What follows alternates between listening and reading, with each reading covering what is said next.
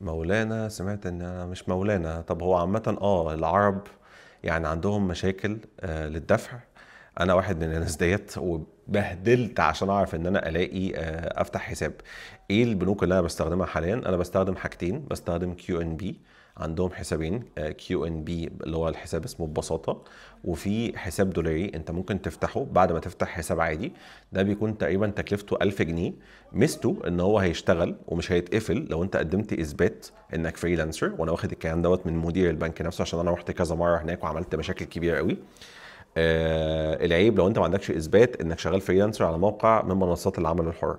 لو انت شغال فريلانسر بره فهنا هتبقى عندك مشكله انك مش عارف تثبت الوضع بتاعك، فهنا هتقابلك شويه مشاكل. الاوبشن التاني والاوبشن المفضل لو لسه واحد بيبتدي في الاول، عندك فيزا ايزي باي او يلا باي، ولكن محتاج تروح البريد المصري عشان تعرف تطلع فيزا ايزي باي برقم معين، وهتقول له انا عايز الفيزا اللي بتتربط مع الباي بال، بتشحنها ب 200 جنيه.